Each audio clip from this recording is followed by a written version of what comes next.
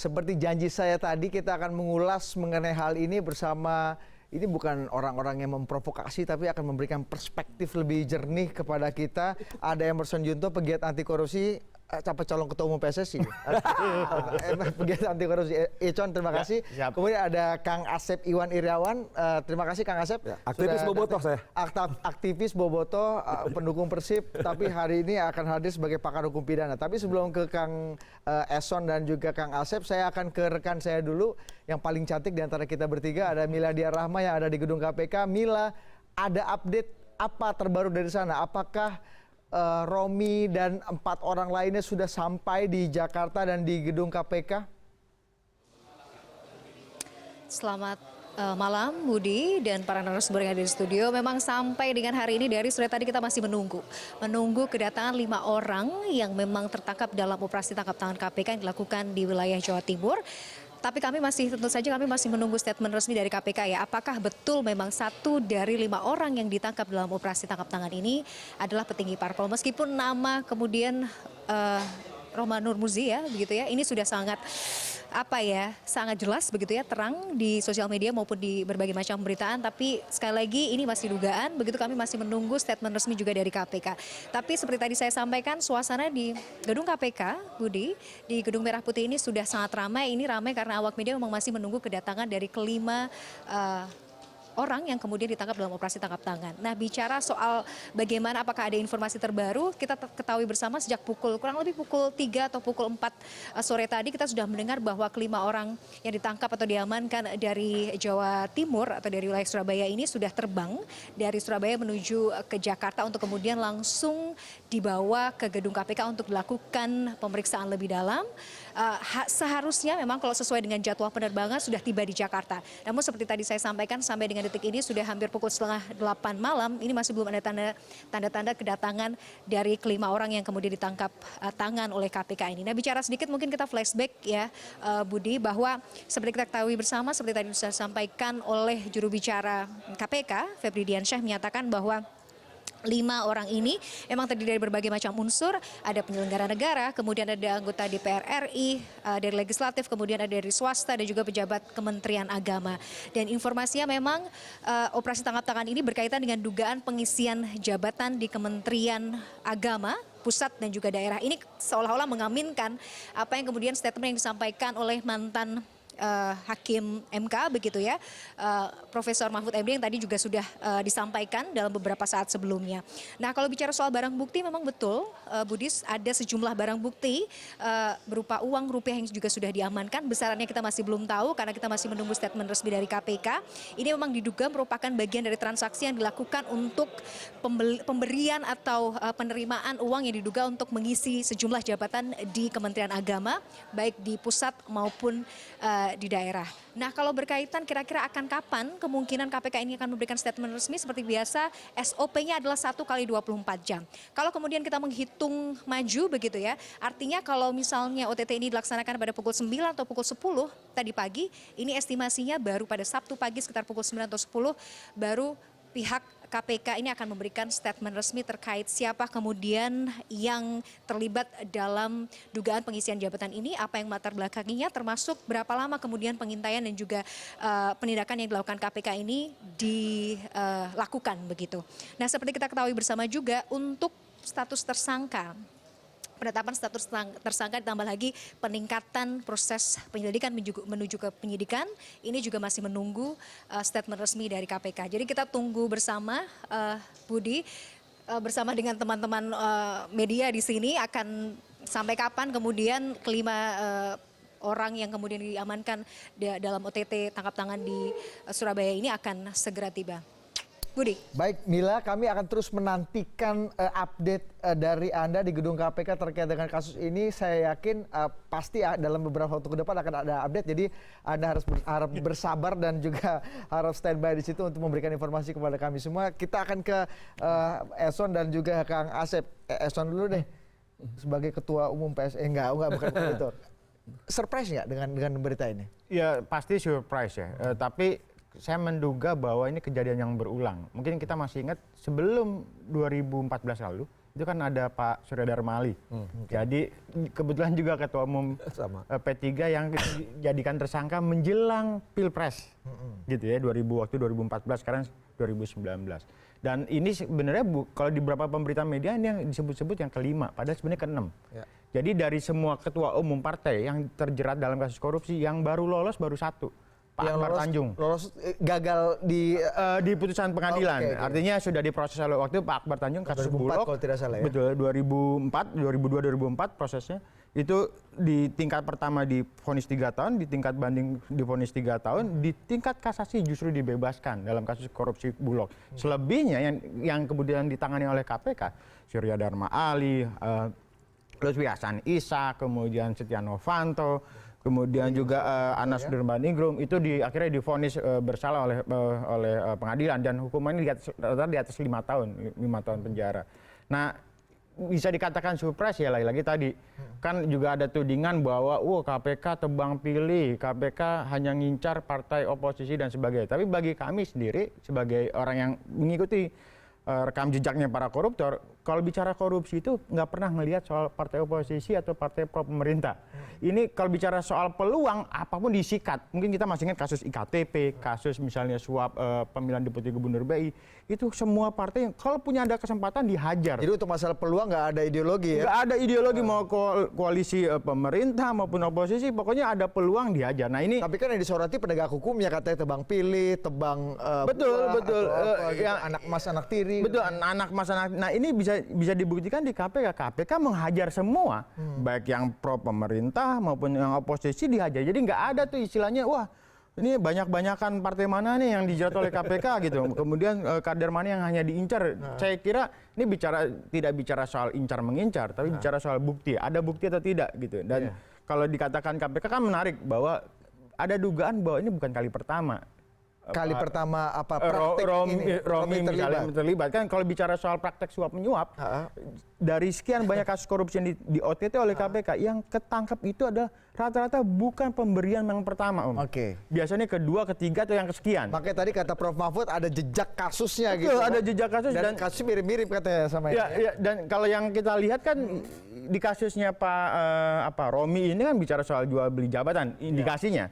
Padahal di sebelumnya di 2018 Pak Romi juga pernah diperiksa tuh dalam kasus dana perimbangan daerah. Itu sama nggak sama? Beda kasus. Jadi tapi waktu itu pola modusnya sama, jual pengaruh. Nggak bisa jadi jual pengaruh karena waktu itu KPK menemukan ada indikasi ada uang sekitar 1,4 di wakil ketua bendahara umum partai P3 waktu itu. Yang tidak langsung terlibat sama tidak langsung terlibat itu ya. Oke, tadi kalau Eson sudah memberikan perspektifnya, saya lihat wajahnya Kang Asep sudah tidak tahan untuk memberikan wejangan dan juga pandangannya terkait hal ini. Tapi saya minta Kang Asep untuk tahan 2 menit, kita akan break. Kami akan segera kembali.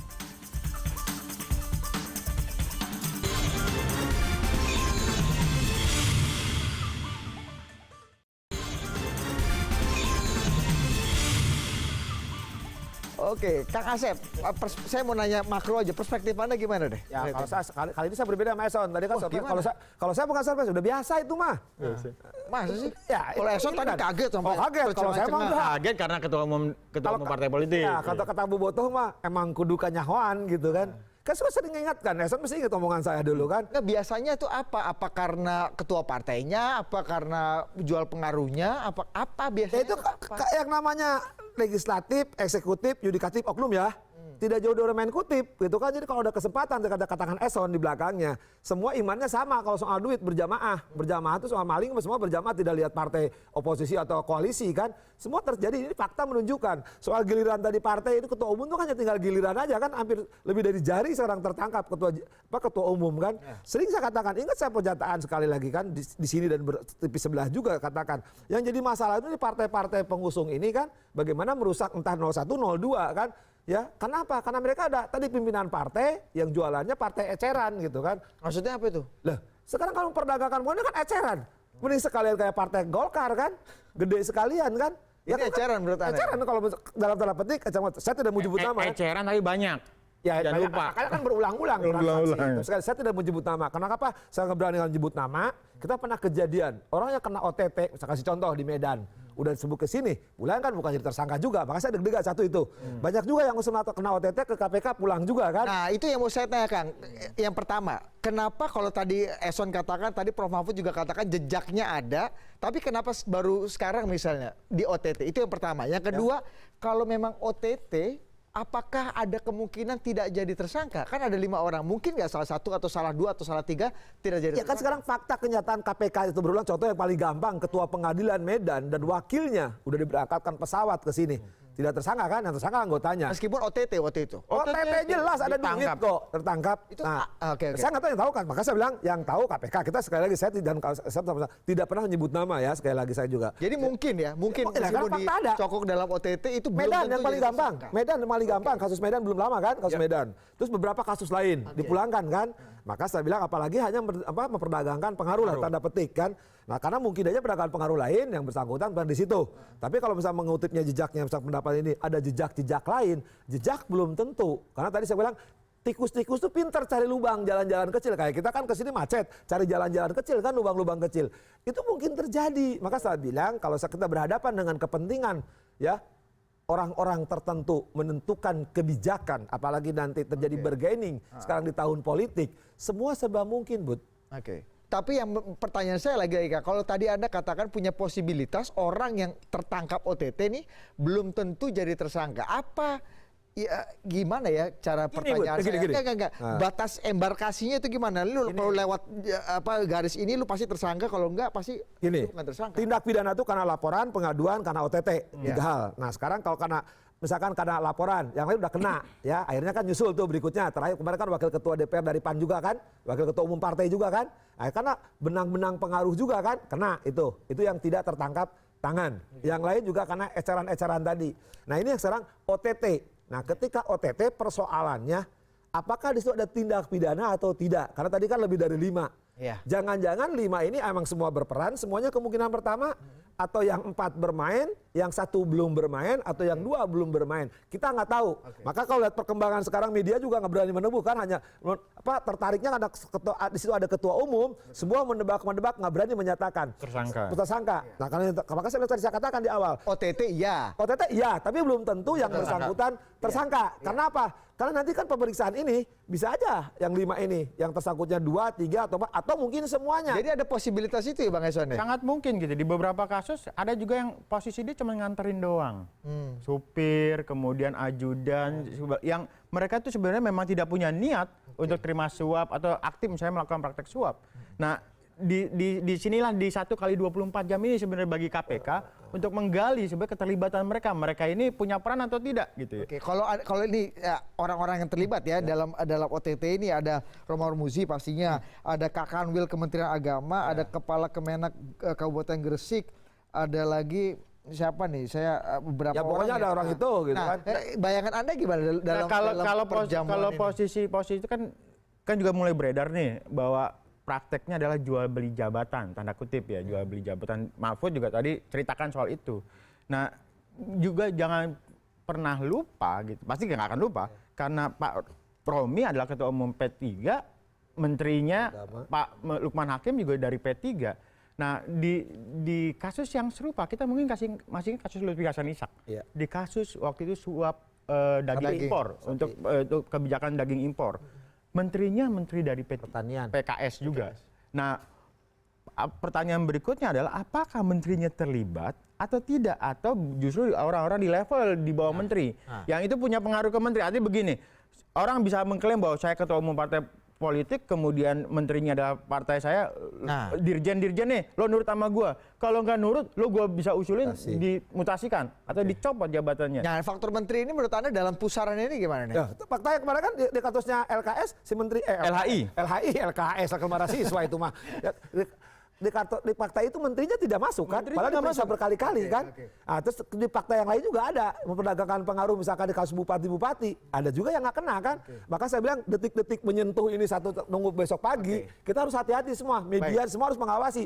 Jangan sampai di sini tadi terjadi sesuatu yang Nanti apa yang posibilitas apa, sesuatu seperti apa yang bisa mempengaruhi 5 jadi 2 atau 5 jadi 1 atau mungkin 5-5-nya. atau 5-5-nya. Kita akan bahas Ya. saja deh. Tetap bersama kami.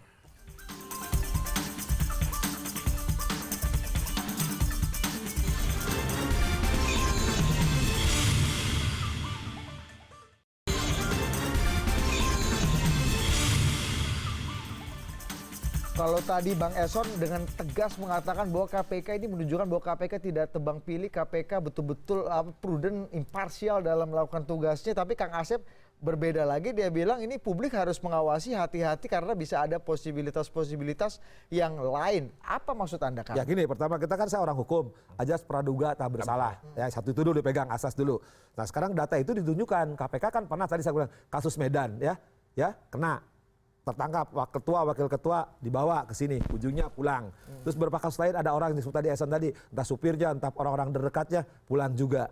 Nah di kasus ini juga kita kan lihat ya, pertama ini kejadian di daerah gitu kan, di daerah. Nah saya berani nilai, kalaupun terjadi ya nilai uang jual beli pengaruh jabatan itu berapa sih? Ya saya mesti berbaik sangka gitu kan, tapi nanti KPK yang lebih tahu kan.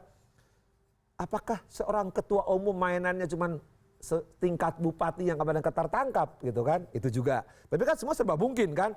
Nah sekarang kan tinggal bagaimana sekarang KPK menunjukkan betul ada memperdagangkan pengaruh dalam arti misalkan untuk menjual jabatan yang kita beredar isu ya, sekali saya tidak menyebut nama. Kalau betul sekarang bagaimana jual beli jabatan karena pengaruh sama-sama satu partai ya. Nah harus ada bukti sekali menetapkan tersangka kan, yang disebut tersangka tuh adanya bukti permulaan yang cukup ya. Minimum 2 alat bukti bahwa yang bersangkutan melakukan tindak pidana dalam hal ini adalah korupsi. Nah sekarang buktinya apa? Katakanlah alat bukti di saksi. Apakah yang 5 akan mengatakan bahwa pelakunya si X yang selama ini misteri guest-nya ada disebut orang selalu minimal katanya ketua umum partai ya? Atau juga misalkan bahwa ini hanya satu kebetulan, kita nggak tahu. Makanya saya bilang kita tunggu media, kita awasin, semua kita awasin, kita ikutin. Kalau nanti ada penjelasan dari KPK, kalau misalkan 5 semuanya apa buktinya? Kalau 3 yang 2 kenapa, yang 3 kenapa, harus jelas dong. Harus jelas ya. Karena dalam perkara korupsi itu ada partisipasi publik dibutuhkan. Ya, artinya apa? Ketika publik mengetahui si A, si B, katakanlah sekarang semuanya terlibat, itu membuktikan artinya apa? Bahwa tidak tebang pilih yang katakan Eson. Ya, siapapun partai pendukung 01, 02 sikat. Kita nggak ada urusan. Siapa angka itu wajar aja deh. Oh ya nggak boleh, dihukum nggak boleh. Sekali lagi. Kalau kita masih bicara publik, ya kalau biasanya kalau OTT itu 99% pasti kena. tersangka. tapi kata Kang Asep ada presiden. Betul memang yang itu yang 1% Om. Betul. 1%. Jadi wakil ketua pengadilan tipikor Medan dan kemudian ada beberapa tadi yang cuman pengantar, supir atau apapun itu bisa dilepaskan atau bahkan misalnya di beberapa kasus korupsi gratifikasi seks tanda kutip itu orangnya nggak ketangkap juga walaupun digerebek bareng tapi nggak ditetapkan sebagai tersangka. Oke, kalau tadi Anda katakan sebenarnya dan Prof Mahfud mengatakan bahwa sebenarnya ini bukan jejak pertama tapi ada beberapa jejak-jejak lain yang sebenarnya infonya justru kata Prof Mahfud dari KPK sendiri. Yang pertama, kenapa baru hari ini, baru saat ini ketangkap? Jadi dari kenapa nggak kemarin-kemarin gitu? Gimana coba Anda bisa jelaskan? Namanya juga OTT operasi tangkap tangan Om. Jadi kita kalau ngobrol dengan beberapa teman di KPK seringkali OTT itu gagal. Karena apa? Tidak temukan soal buktinya. Jadi proses penyerahannya itu nggak selesai. Jadi ketika saya mau ngasih ke Mas Budi, duitnya tiba-tiba belum nyampe, duitnya udah proses dibatalkan. Mungkin ingat juga misalnya di kasus kejadian di Kejaksaan Negeri di Jakarta.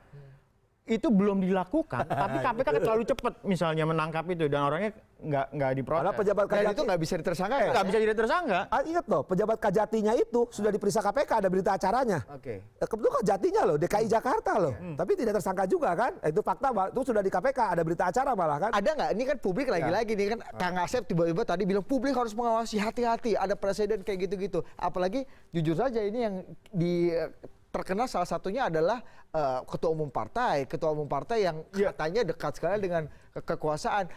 Ya kita ketua umum partai, ketua apa ada urusan siapa korupsi harus diproses. Makanya kasih tahu publik. Ya proses menjaganya itu tidak hanya ketika 1 kali 24 jam, tapi di proses-proses persidangan, pemeriksaan saksi sampai menjelang putusan itu harus dijaga. Kita masih ingat sebenarnya di luar yang 6 tadi ketua umum, sebenarnya kalau di beberapa kasus itu muncul juga tuh namanya. Misalnya kasus ingat skandal kardus durian.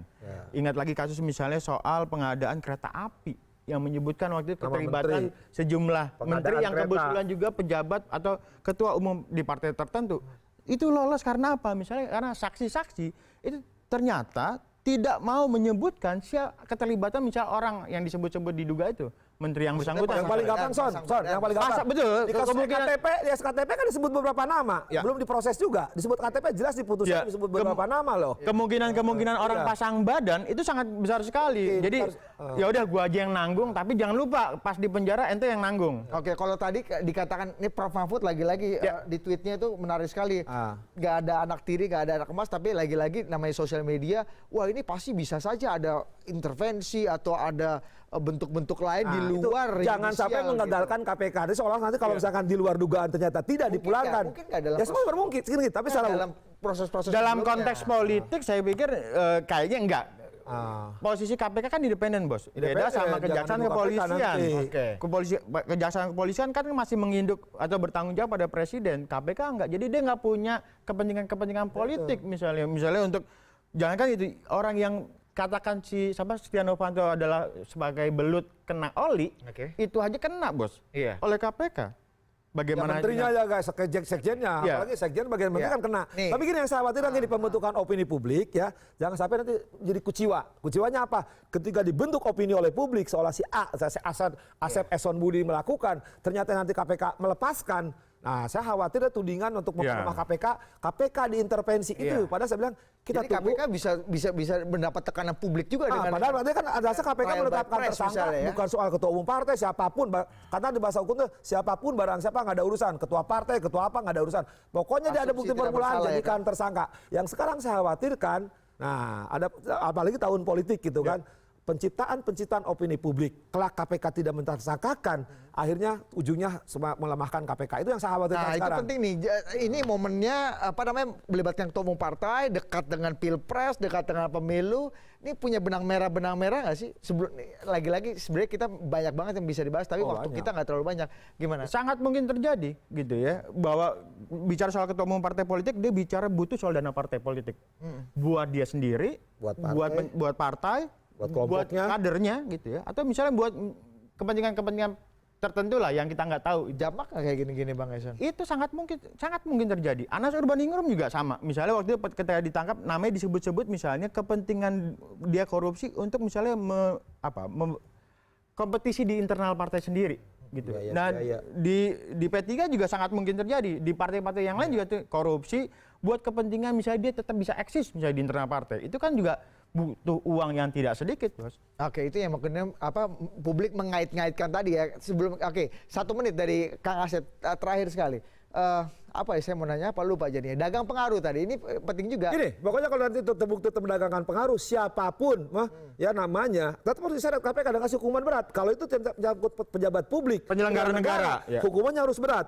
Tapi sebaliknya, jangan juga nanti KPK bermain politik dalam arti tuduhan publik kan, soal mengatakan bahwa KPK bermain politik. Tidak sekali. Saya masih percaya 100% KPK bukan kepentingan politik. Siapapun ya dia salah seret. Meskipun Tapi kalau nggak benar, ditangkap kalau tidak salah pagi tadi sampai saat ini belum ada pengumuman ya karena apa-apa dari aturannya, KPK. Satu karena kali 24 jam, bro. Oke, Karena jadi kalau memang tidak diwajibkan dalam 2 jam, 3 Oh, jam. jangan segala publik macam paksa ya. itu. Jadi KPK itu Iya, tunggu jangan. pengumuman KPK 24 jam, status dia. Kalau nanti dia betul tersangka, seret dia hukum berat. Tapi kalau tidak sebagai tersangka, jangan salahkan KPK nanti dituduh bahwa KPK pilih tebang. Ya, KPK bekerja bukan berdasarkan asumsi, tapi berdasarkan Bukti. bukti. Bukan juga karena tekanan partai politik tertentu, Bos. Itu yang paling penting ya, lagi-lagi kita harus awasi bersama. Yang paling penting juga asas Publik, media, semua. Asas praduga tidak bersalah juga penting Bersalah, sekali ya, untuk dikedepankan lagi pula, dan juga KPK harus independen untuk menentukan semuanya berdasarkan bukti-bukti yang ada. Terima kasih Bang Siap, Eson, sama-sama. terima kasih Kang Asep. Waktunya sangat